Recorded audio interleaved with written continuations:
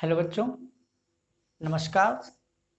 तो आज हम आप लोगों के साथ 12th केमिस्ट्री कोऑर्डिनेशन केमिस्ट्री का लेक्चर नंबर 7 डिस्कस करेंगे, जिसमें आज हम बहुत ही इंपॉर्टेंट चीज पढ़ने वाले हैं, वर्नर थ्योरी। क्या पढ़ने वाले हैं? हम आपके साथ आज डिस्कस करेंगे वर्नर थ्योरी। क्लियर? बहुत ही इंपॉर्टेंट थ्योरी है जो वर्नर थ्योरी है। तो रियल में ये हमारा जो कोऑर्डिनेशन कंपाउंड्स होता है, तो कोऑर्डिनेशन कंपाउंड में आप देखे होंगे ऑक्सीडेशन स्टेट निकालते हैं और कोऑर्डिनेशन नंबर निकालते हैं, फिर उन्हीं कोऑर्डिनेशन नंबर का अपन स्ट्रक्चर फॉर्म करते हैं, जियोमेट्री फॉर्म करते हैं, हाइब्रिडाइजेशन फॉर्म करते हैं। तो ये सारी चीजें आज हम सीखेंगे वर्नर थ्योरी में। क्लियर? ठीक है, तो आप इसको बहुत अच्छे से देखते जाइए, बहुत मजा आएगा अपने को समझने में। चलिए, तो अभी हम सबसे पहले ज्यादा टाइम वेस्ट ना करते हुए हम आप लोगों के साथ डिस्कस करेंगे क्या, वॉर्नर थ्योरी। तो यदि हम वॉर्नर थ्योरी की बात करें, तो जो वॉर्नर थ्योरी था, तो आप इसको ऐसे बोल सकते हो, ऐसे बोल सकते हो, in coordination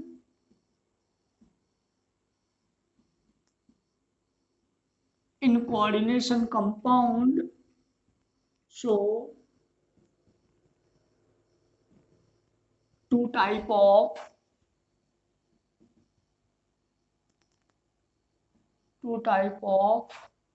linkage in coordination compound show two type of linkage। पहला आपका हो जाएगा टू टाइप ऑफ लिंकेज में, पहला हो जाएगा प्राइमरी वैलेंसी और सेकंड हो जाएगा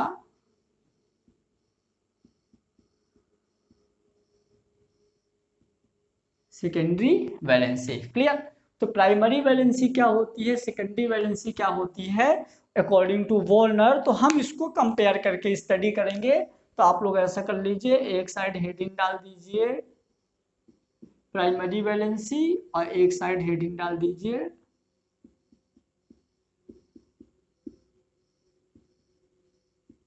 सेकेंडरी वैलेंसी। क्लियर? एक साइड हेडिंग डाल दीजिए प्राइमरी वैलेंसी और एक साइड हेडिंग डाल दीजिए सेकेंडरी वैलेंसी। क्लियर? चलिए, तो यदि हम एक एग्जांपल लेके आप लोगों के साथ समझें कि यदि मैंने बोल दिया, जैसे मान लीजिए मैंने ले लिया K4FeCN का होल 6। क्लियर? तो हम यहाँ पे प्राइमरी वैलेंसी में यदि हम इसका एग्जांपल की बात करें, तो कोऑर्डिनेशन नंबर 6 और ऑक्सीडेशन स्टेट 2 मैंने निकाला था, प्लस का 4 प्लस x माइनस का 6 इक्वल टू 0, तो x इक्वल टू 2। क्लियर? तो यदि हम बात करें इसका ऑक्सीडेशन स्टेट, तो इसको हम बोलेंगे पहला point equal to oxidation state, मतलब जो प्राइमरी वैलेंसी होती है वो ऑक्सीडेशन स्टेट के इक्वल रहेगा। हम इसको बोलेंगे इक्वल टू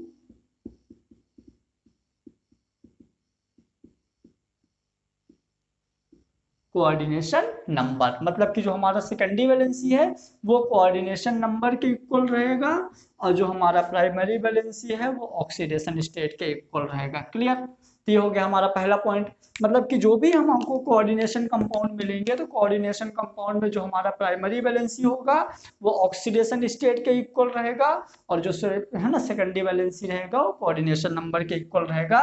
तो यदि हम यहाँ पे बात करें किसका, ऑक्सीडेशन स्टेट 2 और प्राइमरी वैलेंसी V2, यहाँ पे हम बात करें तो इसका कोऑर्डिनेशन नंबर 6 और इसका सेकेंडरी वैलेंसी V6। क्लियर? तो ये हो गया हमारा क्या, primary valency and secondary valency का पहला पॉइंट। सेकेंड पॉइंट हम इस पे देखेंगे। सेकेंड पॉइंट की यदि हम बात करें, ये हो गया फर्स्ट पॉइंट। सेकेंड पॉइंट की यदि हम बात करें तो प्राइमरी वैलेंसी हमारा क्या हो जाएगा, तो प्राइमरी वैलेंसी हमारा हो जाएगा बेटा नॉन आयोनाइजेबल। क्लियर? और ये हो जाएगा आयोनाइजेबल, मतलब कि हमारा जो प्राइमरी वैलेंसी है वो नॉन आयोनाइजेबल है और जो हमारा सेकेंडरी वैलेंसी है वो आयोनाइजेबल होगा। क्लियर? यदि हम थर्ड पॉइंट की बात करें तो हमारा थर्ड पॉइंट हो जाएगा ये स्ट्रेटिफाइड बाई एन आयन, आप इसको एनायन से स्ट्रेटिफाइड कर सकते हो, ये हो जाएगा स्ट्रेटिफाइड बाई न्यूट्रल। क्लियर, आप इसको न्यूट्रल से स्ट्रेटिफाइड करोगे, इसको स्ट्रेटिफाइड करोगे आप एनायन से।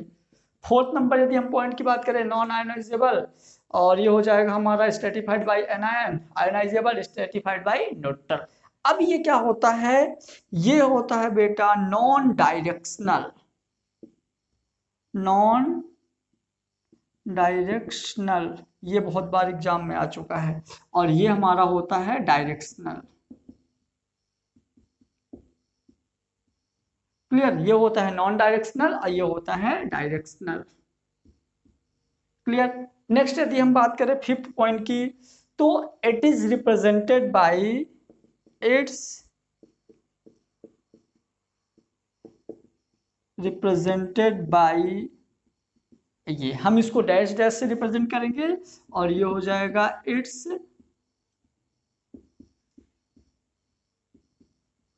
Represented by single bond. Clear, तो ये हमारा इस बॉन्ड से रिप्रेजेंट होगा सीधी लाइन से, और ये हमारा इस किस से रिप्रेजेंट होगा, ये डैश डैश लाइन से रिप्रेजेंट होगा। क्लियर, यदि हम बताएं आपको कि हमारा जो प्राइमरी वैलेंसी है, तो पहले ये equal to oxidation state equal to coordination number, ये नॉन आयोनाइजेबल होता है, ये आयोनाइजेबल होता है, satisfied by anion, satisfied by neutral, non directional, directional, it is represented by this, it is represented by this. Clear, इसको हम ऐसे represent करेंगे, इसको हम ऐसे रिप्रेजेंट करेंगे। अब इसका जो रिप्रेजेंटेशन है, तो यदि हम इसका एक एग्जांपल लेके डिस्कस करें, तो यूं मैंने एग्जांपल ले लिया CONH3 का होल 6Cl2। क्लियर, ये मैंने ले लिया एग्जांपल। इस एग्जांपल का यदि हम स्ट्रक्चर ड्रॉ करें, अभी आप लोगों को मैं स्ट्रक्चर बनाना सिखा दूंगा, टेंशन नहीं है, बस अभी आप स्ट्रक्चर देख लो डायरेक्ट। तो अभी मैं आपको बनाना सिखाऊंगा। तो ये हमारा हो जाएगा सेंटर में metal.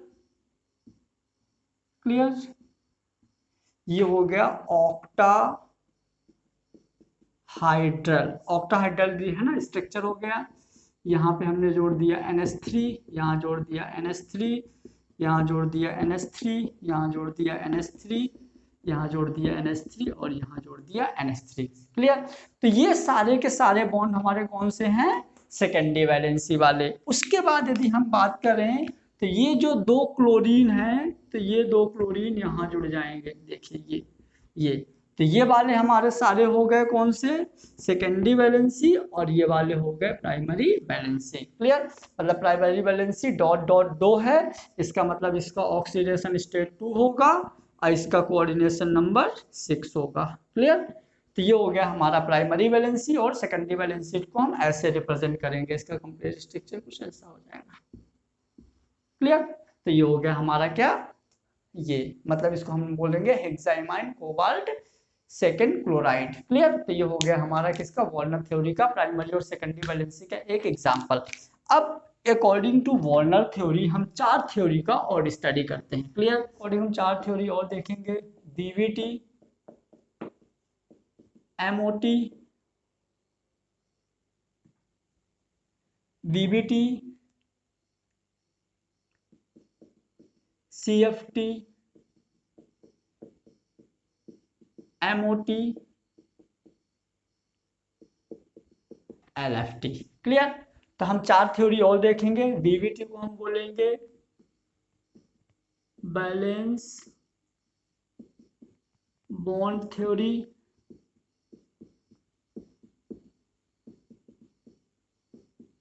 Crystal field theory,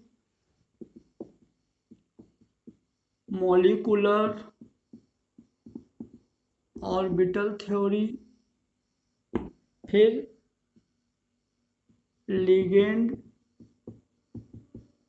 field theory. Clear, हम ये 4 थ्योरी और डिस्कस करेंगे, मतलब वार्नर ने ये 4 थ्योरियों को और एक्सप्लेन किया था, balance bond theory, crystal field theory, molecular orbital theory और लिगेंड फील्ड थ्योरी। क्लियर, अब यदि हम बात करें, तो ये दोनों हमारे 12th के सिलेबस में है, ये 11th के सिलेबस में है, इसको हमको अभी स्टडी नहीं करना। मतलब कि यदि आप नीट की बात करो, तो आपके नीट में इन तीनों से बहुत बार एग्जाम क्वेश्चन आते हैं। कौन कौन सी? Valence bond theory, clear, ligand है ना, ligand field theory, crystal field theory, मतलब valence bond theory, crystal field theory, molecular orbital theory और लिगेंड फील्ड थ्योरी। मतलब इन तीनों, इस चैप्टर से यदि कुछ भी आएगा तो पक्का यहीं से आएगा, पक्का यहीं से आएगा, इसके बाहर नहीं आएगा। बहुत ही इंपॉर्टेंट टॉपिक है, तो बहुत अच्छे से समझना, बहुत मजेदार और बहुत इजी टॉपिक है, क्लियर। तो सबसे पहले हम डिस्कस करेंगे बैलेंस बॉन्ड थ्योरी, देन उसके एग्जांपल, फिर डिस्कस करेंगे सिंपल क्रिस्टल फील्ड थ्योरी, फिर उसके एग्जांपल, क्लियर। तो अब आप लोग हेडिंग डाल दीजिए balance bond theory, clear. Balance bond theory, तो बैलेंस बॉन्ड थ्योरी जो है, जो बैलेंस बॉन्ड थ्योरी है, तो बैलेंस बॉन्ड थ्योरी रियल में क्या होता है, तो पहले आप डेफिनेशन समझ लीजिए, फिर हम आपके इसके एग्जांपल लेकर समझेंगे, क्लियर। तो इन uh theory on quantum mechanics, ये जो थ्योरी होती है क्वांटम मैकेनिक्स थ्योरी पे डिपेंड करता है। Explain how chemical bonding work in VVT, the atomic orbital of individual atoms combine to form a chemical bond, clear। ये chemical bond फॉर्म करता है। यदि हम according to valence bond theory की बात करें तो हमको 3-4 चीजें ध्यान रखना होगा। जैसे पहला, central metal electron donate equal to oxidation state, मतलब कि जो सेंटर मेटल होता है ये ऑक्सीडेशन स्टेट के इक्वल में इलेक्ट्रॉन को डोनेट करेगा, क्लियर। मतलब कि सेंट्रल मेटल जो है अपने ऑक्सीडेशन स्टेट के इक्वल इलेक्ट्रॉन को डोनेट करेगा अकॉर्डिंग टू वीवीटी। दूसरा, central metal give vacant orbital equal to coordination number, central metal में उतने ही वैकेंट ऑर्बिटल देगा जितनी उसकी कोऑर्डिनेशन नंबर होगी। ये सब याद रखना, आगे बहुत काम आने वाला है, क्लियर। उसके बाद यदि हम बात करें central atom used in NS, NP, ND and NS, NP N-1D for hybridization, मतलब सेंट्रल एटम के जो NS shell, NP shell, ND shell, NS shell, NP shell, N-1D shell जो होती है वो हम हाइब्रिडाइजेशन के लिए यूज करते हैं। किसके लिए यूज करते हैं? हाइब्रिडाइजेशन के लिए, क्लियर। फिर उसके बाद यदि हम बात करें इक्वल टू मैग्नेटिक प्रॉपर्टी, जो इसकी मैग्नेटिक प्रॉपर्टी होती है डिसाइड हाइब्रिडाइजेशन एंड जियोमेट्री, तो इसकी हाइब्रिडाइजेशन और जियोमेट्री को डिसाइड करती है, क्लियर। फिर यदि हम बोले कि यदि हमारे कॉम्प्लेक्स कंपाउंड में स्ट्रॉन्ग लिगेंड है, in the presence of strong ligand, तो do pair the unpaired electron, तो वो जो अनपेयर्ड इलेक्ट्रॉन रहेंगे उनको पेयर्ड में कन्वर्ट कर देगा, क्लियर। तो pair the unpaired electron N-1D shell used in hybridization, तो क्या होगा, जैसे ही अनपेयर्ड इलेक्ट्रॉन को पेयर्ड किया तो जो उसकी N-1D सेल जो खाली बची वो हमारे हाइब्रिडाइजेशन में यूज आ जाएगी, क्लियर। तो ये हो गया हमारा इसका बैलेंस बॉन्ड थ्योरी। अब मैं इसका एग्जाम्पल आप लोगों के साथ डिस्कस करेंगे, तो चलिए अपन देखते हैं कुछ एग्जाम्पल। चलिए, अब बीबीटी में हम एग्जाम्पल सॉल्व करने से पहले आप लोगों के साथ स्ट्रॉन्ग लिगेंड और वीक लिगेंड को हम थोड़ा सा क्लासिफाइड करेंगे। तो यदि हम बात करें स्ट्रॉन्ग लिगेंड, तो कौन कौन से स्ट्रॉन्ग लिगेंड हैं, तो याद रख लिए NH3COCN और NH3COCN और OX, क्लियर। ये हमारे चार क्या हैं? Strong ligand, clear. यदि हम वीक लिगेंड की बात करें तो वीक लिगेंड में आपके आ जाएंगे क्या? वाटर X-, ठीक है, वाटर हो गया, X- हो गया, X- में आपके क्लोरीन, ब्रोमीन, आयोडीन, फ्लोरीन, ये सारे आ जाएंगे, क्लियर। उसके बाद हम और बात करें तो इथाइलिन डाइमीन, EDTA, ठीक है, मतलब ETC, मतलब कि आपके इनके अलावा, इन चार के अलावा जो भी हैं सारे के सारे हमारे कौन से हैं? Week ligand, clear. अब यदि स्ट्रॉन्ग लिगेंड होगा तो इसकी वजह से पेयरिंग होगी, पेयरिंग इन अनपेयर्ड इलेक्ट्रॉन, इनकी वजह से अनपेयर्ड इलेक्ट्रॉन में पेयरिंग होगी, और यदि पेयरिंग हो गई तो नंबर ऑफ अनपेयर्ड इलेक्ट्रॉन कम हो जाएंगे। यदि पेयरिंग हुई तो नंबर ऑफ अनपेयर्ड इलेक्ट्रॉन कम हो जाएंगे। समझ में नहीं आ रहा अभी कोई बात नहीं, आप पूरा एग्जांपल देख लेना, पूरा मजा आ जाएगा। क्लियर? तो नंबर ऑफ अनपेयर्ड इलेक्ट्रॉन कम हो जाएंगे। यदि नंबर ऑफ अनपेयर्ड इलेक्ट्रॉन कम हुए तो हम उसको बोलेंगे लो स्पिन। क्या बोलेंगे? लो स्पिन। बट यहां क्या होता है, वीक लिगेंड में पेयरिंग नहीं होती, नॉट पेयरिंग। यदि वीक लिगेंड में पेयरिंग नहीं होगी तो no change in unpaired electron, मतलब जितने थे उतने ही रहेंगे। तो यहां पे क्या होगा? High spin. क्या होगा? हाई स्पिन, मतलब कि इलेक्ट्रॉन जितने ज्यादा अनपेयर्ड इलेक्ट्रॉन रहेंगे, स्पिन है ना, उसकी उतनी ही कैपेसिटी ज्यादा रहेगी। क्लियर? तो यदि नंबर ऑफ अनपेयर्ड इलेक्ट्रॉन कम हो गए और नंबर ऑफ इलेक्ट्रॉन यदि चेंज नहीं हुए मतलब ज्यादा है, चेंज नहीं हुए मतलब ज्यादा है तो हाई स्पिन। ज्यादा है तो हाई स्पिन, कम है तो लो स्पिन। क्लियर हुआ? चलो, अब ये मैंने जो बताया कि NH3COCnOx और ये सारे जो है हमारे पास, इनको याद रखो, इनको छोड़ दो। तो ये जो है इनकी वजह से क्या होती है? पेयरिंग होती है। अब मैं क्या करूंगा, इन सारी चीजों को बहुत शानदार तरीके से आप लोगों के साथ डिस्कस करेंगे।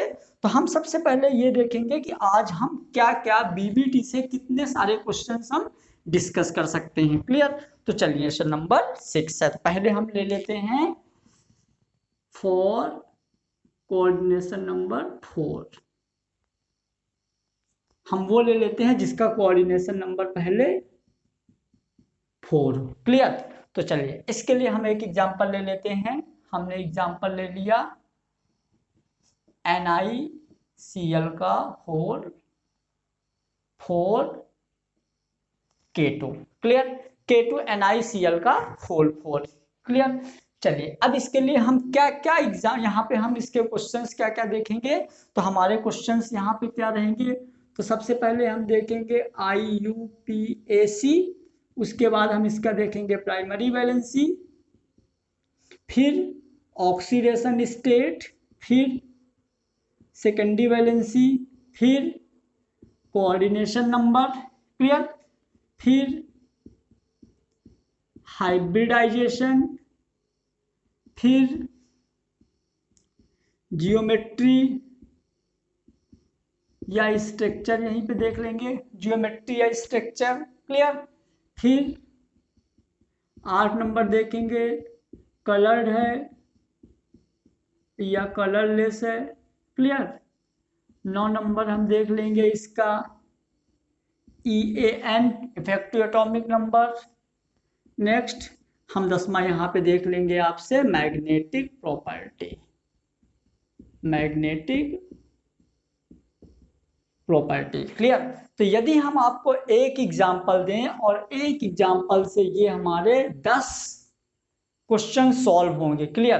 तो चलिए हम इस एग्जांपल का ये 10 के 10 क्वेश्चन कैलकुलेट करते हैं।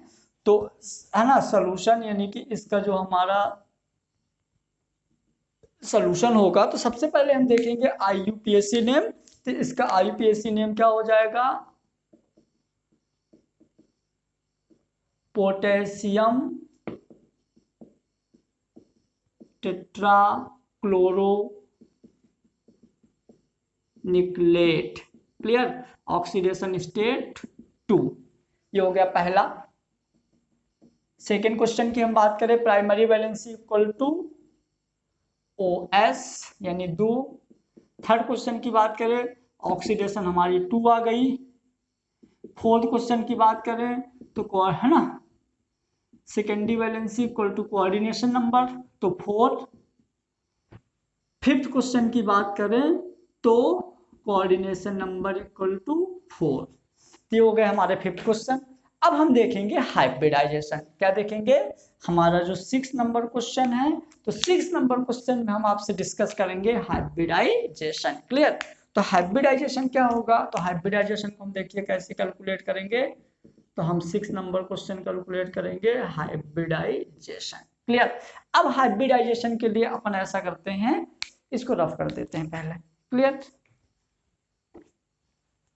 नोट करते जाइएगा। अब हम देखेंगे हाइब्रिडाइजेशन, है ना। हमारा कौन सा नंबर है, 6 नंबर है हाइब्रिडाइजेशन।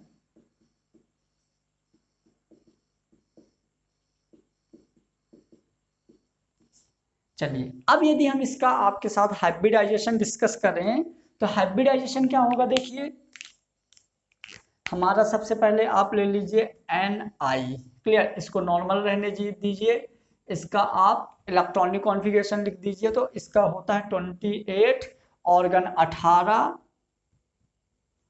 4s2 19 20 और 3d 8 28। क्या हुई, 28। क्लियर, अब यदि हम इसका वो लिखें, यदि हम इसका ऑक्सीडेशन स्टेट +2 है, मतलब कि इसने क्या किया, 2 इलेक्ट्रॉन किसी को डोनेट कर दिया।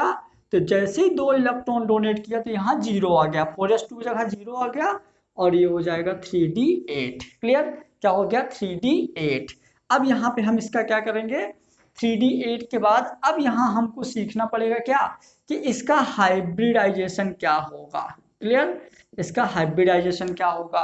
तो इसके हाइब्रिडाइजेशन के लिए अपन क्या करते हैं, ये हमने ले लिया 4s0 1 2 3 4 3d8। क्लियर, 1 2 3 4 5 8 इलेक्ट्रॉन, तो 1 2 4, पहले सब में एक एक भर दो, फिर रिपीट कर दो, 6 7 8। क्लियर, अब हम देखेंगे यहाँ स्ट्रॉन्ग लिगेंड है कि वीक लिगेंड है।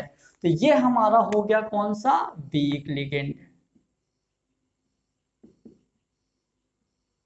ये क्या हो गया, वीक लिगेंड। अब यदि ये वीक लिगेंड है तो यहाँ पे क्या होगा, इसका पेयरिंग नहीं होगा, मतलब ये इलेक्ट्रॉन इधर शिफ्ट नहीं होगा, ये पेयरिंग नहीं होगा, मतलब कि ये हो गया हाई स्पिन। क्या हो गया, हाई स्पिन। क्लियर, क्योंकि पेयरिंग नहीं हुई। अब यदि पेयरिंग नहीं हुई तो 3d के बाद इधर पे आगे 4p भी तो होगा, 4p0। अब मैंने बोला था कि हमारी जो 4p0 है, मतलब ये हमारे हो गए ऑर्बिटल, और जो बैकेंड ऑर्बिटल होते हैं वो हाइब्रिडाइजेशन को बताते हैं। मैंने आपको बताया था कि जो हमारे बैकेंड ऑर्बिटल होते हैं वो किसको बताते हैं, हाइब्रिडाइजेशन को। क्लियर, तो यहाँ पे गिनिए कितने बैकेंड। अब हाइब्रिडाइजेशन को बताते हैं जो कि इक्वल टू होता है कोऑर्डिनेशन नंबर के। क्लियर, तो यहाँ पे कोऑर्डिनेशन नंबर कितना है, 4। अब जितना कोऑर्डिनेशन नंबर है आप उतने नंबर के बराबर खाली डिब्बे सीक्वेंस से ले लो। तो मैंने पहले एक S लिया, फिर 3 P लिया। क्लियर, जैसे मैंने एक S लिया और 3 P लिया तो 3 1 4, तो हमारा ये सही हो गया, नहीं तो गलत हो जाता। तो यदि हम यहाँ पे हाइब्रिडाइजेशन की बात करें तो हाइब्रिडाइजेशन हो गया 1 S और 3 P, तो हाइब्रिडाइजेशन हो गया sp3। क्या हो गया, sp3। क्लियर, अब यदि हमारी ये हो गई जियो, है ना, ये हो गया हाइब्रिडाइजेशन। sp3 की जियोमेट्री क्या होती है, तो ये हो जाएगा हमारा, मतलब कि 5 2 7वां नंबर क्वेश्चन हो जाएगा। ज्योमेट्री टेट्राहाइड्रल क्या होती है, टेट्राहाइड्रल। क्लियर, फिर हम देखेंगे इसकी ज्योमेट्री और स्ट्रक्चर कैसे बनाएंगे इसका हम, तो हमारा ये हो जाएगा टेट्राहाइड्रल। क्लियर, ये हो गया हमारा, सेंटर में हो जाएगा nickel, Cl Cl Cl Cl, ये हो गया टेट्राहाइड्रल। क्लियर, ये हो गया टेट्राहाइड्रल। अब देखिए ये हमारा होगा कलर्ड। क्या होगा, कलर्ड, मतलब कि यदि अनपेयर्ड इलेक्ट्रॉन है, मतलब यदि हम इसका 8 नंबर देखें तो ये होगा कलर्ड। यदि अनपेयर्ड इलेक्ट्रॉन प्रेजेंट है तो वो कलर्ड होगा, और यदि वो कलर्ड है तो उसका, यदि वो कलर्ड है तो मैग्नेटिक प्रॉपर्टी उसकी होगी पैरामैग्नेटिक। क्या होगा वो, पैरामैग्नेटिक। क्लियर, क्या होगा, पैरामैग्नेटिक। अब इसका EAN आप लोग सेल्फ कर लो, ठीक है, सेल्फ EAN कर लो। अभी सिखाए थे पिछले लेक्चर में, बहुत अच्छे से आप लोग निकाल लोगे EAN। क्लियर? यदि बोलो तो चलो मैं निकाल लेता हूं। यदि हम EAN की बात करें तो EAN होता है Z minus OS plus 2 into CN। Z है 28, OS 2 आया प्लस 2 इंटू कोऑर्डिनेशन नंबर है 4, तो 26 प्लस 4 दूनी 8, तो 8 है ना, 26 4 30 2 32, मतलब फेल है। क्लियर? तो ये हो गया हमारा EAN। मतलब एक एग्जाम्पल के हम ये 10 क्वेश्चन सॉल्व कर सकते हैं। अभी आप लोग लिखो, पहले एक हाइब्रिडाइजेशन का टेबल बनाओ। क्लियर? क्या बनाना अपने को? हाइब्रिडाइजेशन का टेबल, तब जाके ये सारी चीजें क्लियर होगी, तो है ना। पहले हम इसका हाइब्रिडाइजेशन का टेबल बनाएंगे, उसके बाद आगे समझेंगे। मान लीजिए कि किसी का कोऑर्डिनेशन नंबर, मान लीजिए कि मैंने कोई कॉम्प्लेक्स कंपाउंड लिया, किसी कॉम्प्लेक्स कंपाउंड का कोऑर्डिनेशन नंबर कितना है? 2। यदि कोऑर्डिनेशन नंबर 2 है तो उसका हाइब्रिडाइजेशन होगा sp और उसका शेप होगा लीनियर।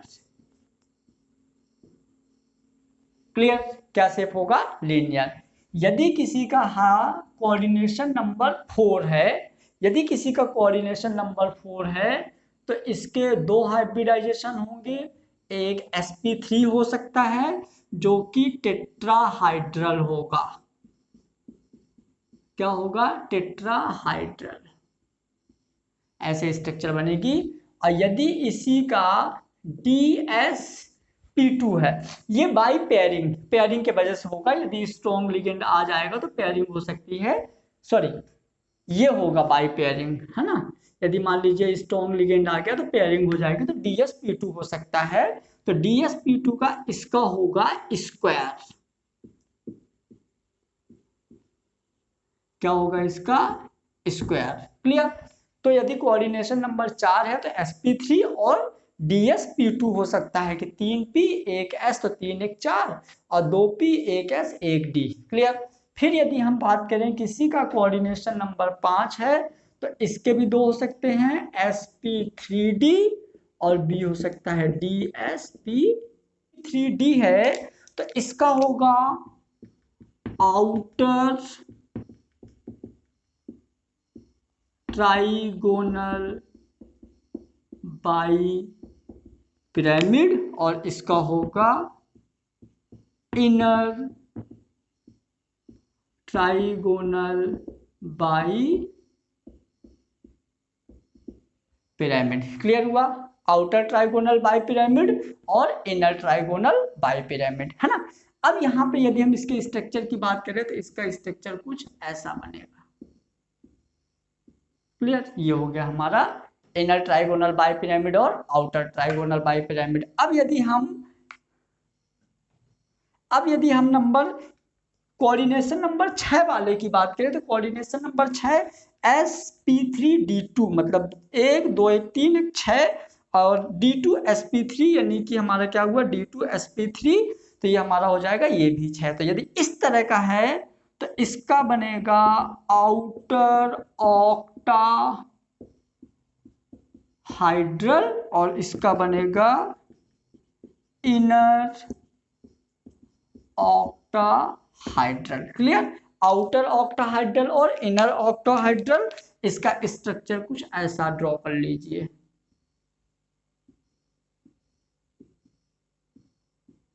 क्लियर? तो ये हो गया हमारा ऑक्टाहाइड्रल।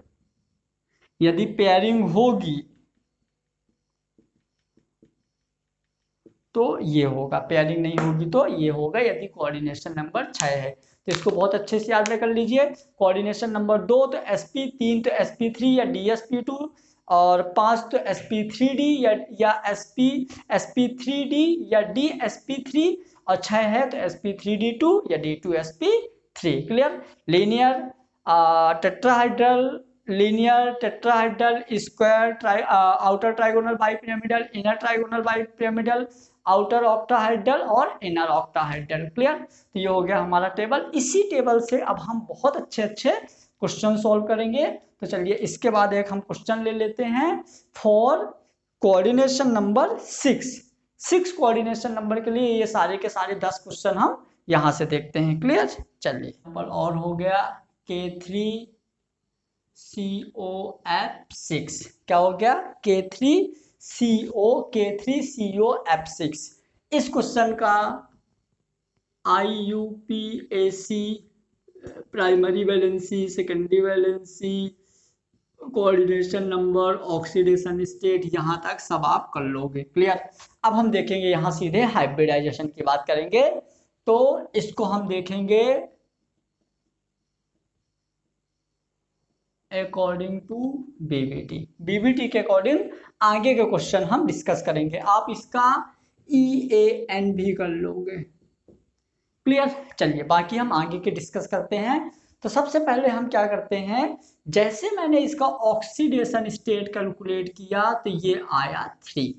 क्या है ऑक्सीडेशन स्टेट? 3 और कोऑर्डिनेशन नंबर 6। क्लियर, चलिए अब हम आगे इसका देखते हैं हाइब्रिडाइजेशन। क्लियर। अब हाइब्रिडाइजेशन जब हम इसका डिस्कस करेंगे तो क्या करेंगे, सबसे पहले ले लो CO। क्लियर, इसका होता है 27, CO 27 लिख दो। इलेक्ट्रॉनिक कॉन्फ़िगरेशन 18, 19, 20 और 7, 27। क्लियर, ये हो गया 27। अब यहाँ पे हम देखेंगे ऑक्सीडेशन स्टेट +3 मतलब 3 इलेक्ट्रॉन ये रिलीज कर देगा, 3 इलेक्ट्रॉन डोनेट कर देगा। 27 तो इसने +3 मतलब 3 इलेक्ट्रॉन डोनेट किया। तो ऑर्गन 18, 4s0 और 3d6। क्लियर, हमेशा इलेक्ट्रॉन आउटर सेल से निकालता है। कौन सी सेल से निकालता है? आउटर सेल से। तो यदि हम बात करें, क्लियर, n = 1 2 3 4। तो हमारा ये जो सीक्वेंस लिखा है ना, तो पहले हम 4 लिखे हैं, उसके बाद 3 लिखे हैं एनर्जी लेवल के अकॉर्डिंग। क्लियर, आउटर सेल मतलब इसको मत सोच लेना, हमेशा आउटर ये 4 वाला ही रहेगा। तो आउटर ये है पहले। क्लियर, तो ये पता चले 3 इसी से निकाल दिए, नहीं, आउटर ये है। अब ऑक्सीडेशन स्टेट 3 तो मैंने 2 इससे निकाल दिया, 1 इससे, तो ये 0 हो गया, 3d6 हो गया। क्लियर। अब चलिए इसके हम ऑर्बिटल्स ड्रॉ करते हैं। तो यदि हम इसके ऑर्बिटल्स ड्रॉ करेंगे तो ये हो गया हमारा 4s0,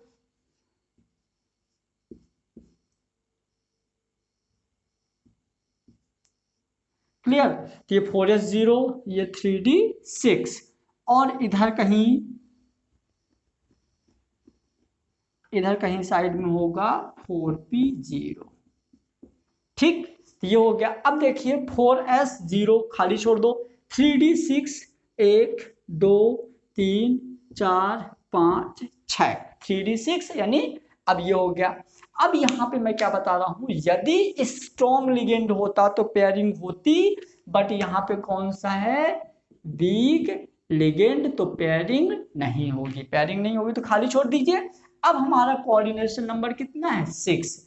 यदि कोऑर्डिनेशन नंबर 6 है मतलब कि हमको 6 ही ऑर्बिटल्स है ना, ऑर्बिट्स लेने हैं, मतलब 6 खाली डिब्बे लेना, सीधे से याद रखिए। तो देखिए ये हो गया 1, यानी कि ये हो गया 1, तो हमारा S, ये हो गया 3p, तो sp3 है ना। अब यहाँ 4p के बाद कहीं 4d भी होगा, 1 2 3 4 5, 4d0, तो sp3 मतलब हम 3 इनको भी लेंगे। क्लियर, तो sp3 अब हमारे कितने कम रहे हैं, 2, क्योंकि हमको कितने खाली डिब्बे लेना है, 6, तो हमने ले लिया ये 2, sp3d2। क्या हो गया, sp3d2। और जो sp3d2 है तो ये क्या होगा, sp3d2 मतलब कि आउटर ऑक्टाहाइड्रल। क्या होगा ये, आउटर ऑक्टाहाइड्रल। क्लियर, अब यहाँ पे क्या होगा, देखिए आउटर ऑक्टाहाइड्रल और अनपेयर्ड इलेक्ट्रॉन है, मतलब कलर्ड और पैरामैग्नेटिक। ये होगा कलर्ड और पैरामैग्नेटिक। क्लियर, क्या होगा, कलर्ड और पैरामैग्नेटिक। इसके साथ में इसका स्ट्रक्चर कैसा हम ड्रॉ करेंगे, तो इसकी स्ट्रक्चर देखो ऐसे बनेगा कुछ, याद है, आउटर ऑक्टाहेड्रल, तो हमने बीच में ले लिया Ni, अभी टेबल से याद करो, ऐसा कुछ बनेगा, क्लियर। अब Ni अंदर क्या है, देखिए अंदर है हमारे, कहाँ का एग्जाम्पल, हाँ अंदर क्या है, CO, तो हमने ले लिया यहाँ CO। लिगेंड की वो लिगेंड कितने हैं, 6, तो 1 2 3 4 5 6, मैंने ले लिया 6 लिगेंड। ये हो गया और है ना ऑक्टाहेड्रल स्ट्रक्चर, क्लियर। तो जैसे इस तरह के जितने भी क्वेश्चंस होंगे, सारे क्वेश्चंस के आप BBT balance bond theory explain कर सकते हैं बहुत अच्छे से। और सिर्फ बीबीटी के अकॉर्डिंग, इसके पहले जो मैंने टेबल बताया वो टेबल इतनी इंपॉर्टेंट टेबल है कि यदि आप उस टेबल को कंप्लीटली सही कर लिए तो आपके बीबीटी के सारे कॉन्सेप्ट सही हो जाएंगे, क्लियर। अब हम आप लोगों को प्रैक्टिस के लिए 1-2 क्वेश्चन दे देते हैं।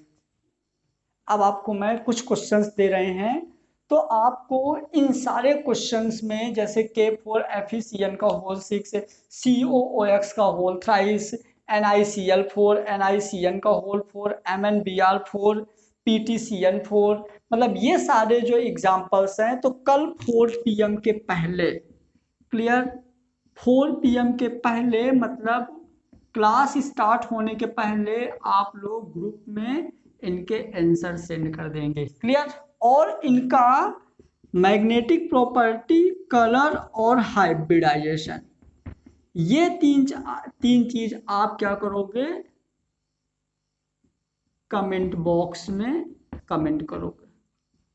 याद रखना दोनों चीज कंपलसरी है, यदि आपको ज्वाइन होना है तो दोनों चीज कंपलसरी है। जब तक आप ये दोनों चीज नहीं करोगे तो कल 4 बजे ज्वाइन नहीं हो पाओगे, क्लियर, ठीक है।